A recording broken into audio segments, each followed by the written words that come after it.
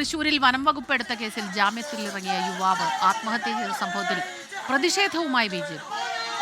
Forest ഓഫീസിലേക്ക് ഇപ്പോൾ BJP. പ്രവർത്തകർ മാർച്ച് നടത്തുന്നു.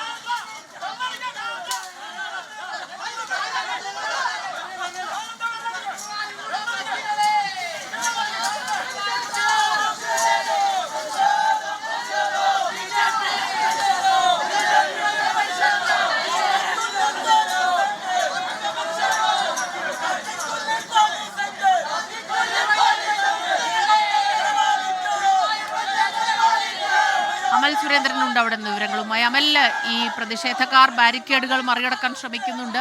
പോലീസ് അവരെ ബലം പ്രയോഗിച്ചു മാറ്റുന്നു. ജലപീരങ്കി പ്രയോഗമുണ്ടായോ? കൂടുതൽ സംഘർഷത്തിലേക്ക് പോവുകയാണോ കാര്യങ്ങൾ?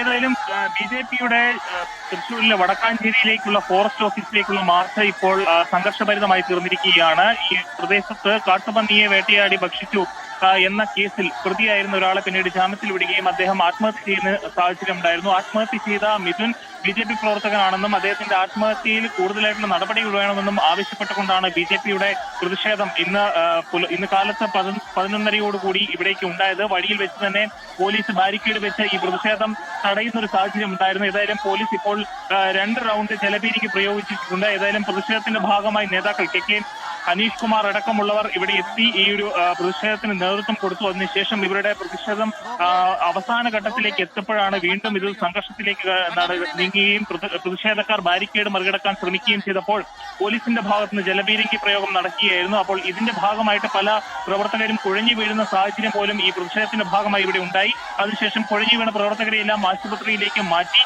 അതോടൊപ്പമാണ് ഇത്തരത്തിലുള്ള ഒരു സംഘർഷത്തിലേക്ക് കാര്യങ്ങൾ പോകുന്ന ഒരു സ്ഥിതി ഉണ്ടായത്. സുരേന്ദ്രനാണ് അവിടെ നിന്ന് വിവരങ്ങൾ നമുക്ക് നൽകിക്കൊണ്ടിരിക്കുന്നത്. ബി.ജെ.പി. പ്രവർത്തകരുടെ ആ ഒരു പ്രതിഷേധം, അതിന് നേരെ ബാരിക്കേഡുകൾ മറികടക്കാൻ ശ്രമിച്ച പ്രവർത്തകർക്ക് നേരെ ജലപീരങ്കി പ്രയോഗമുണ്ടായി. 2 വട്ടം ജലപീരങ്കി പ്രയോഗിച്ചു. മിഥുന്റെ ആത്മഹത്യയിലാണ് ഇപ്പോൾ അവരുടെ വലിയ രീതിയിലുള്ള പ്രതിഷേധം. കഴിഞ്ഞ ദിവസമൊക്കെ തന്നെ കുടുംബത്തിന്റെ ആ ഒരു പരാതിയുമൊക്കെ നമ്മൾ കണ്ടതാണ്. വനം വകുപ്പ് കേസെടുത്തു. അതിനുശേഷം ജാമ്യത്തിൽ ഇറങ്ങിയ യുവാവ് ആത്മഹത്യ ചെയ്യുകയായിരുന്നു.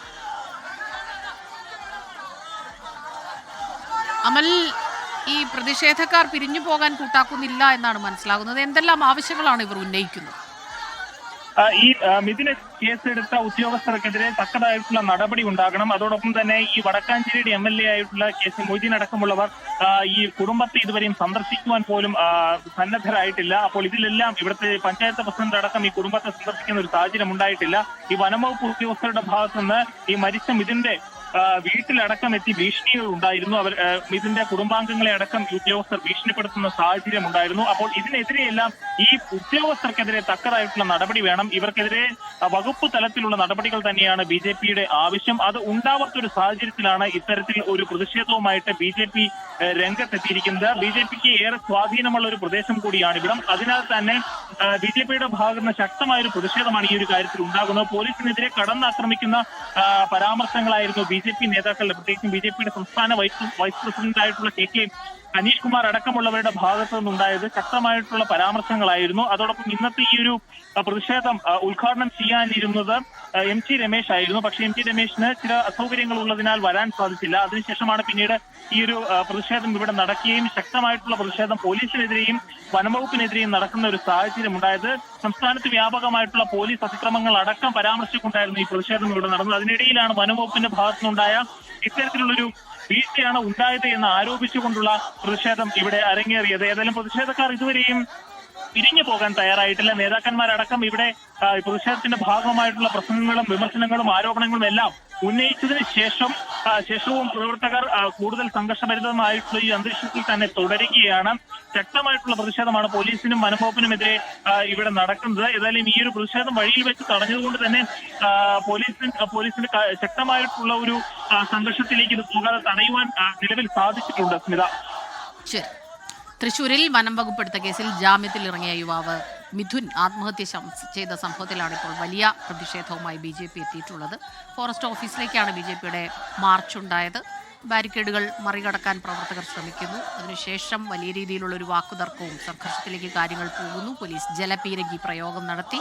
ഉച്ചത്തിൽ മുദ്രാവാക്യങ്ങളുമായി ഇപ്പോഴും ബി.ജെ.പി. പ്രവർത്തകർ, പ്രതിഷേധക്കാർ അവിടെ തുടരുകയാണ്. ലോകത്തെവിടെയായാലും ഏത് സമയത്തും 24 വാർത്തകളും ഓഗ്മെന്റഡ് റിയാലിറ്റി പാക്കേജുകളും എക്സ്പ്ലെയിനറുകളും വിശദമായി കാണാൻ ഞങ്ങളുടെ യൂട്യൂബ് ചാനൽ നിങ്ങൾക്ക് സബ്സ്ക്രൈബ് ചെയ്യാം.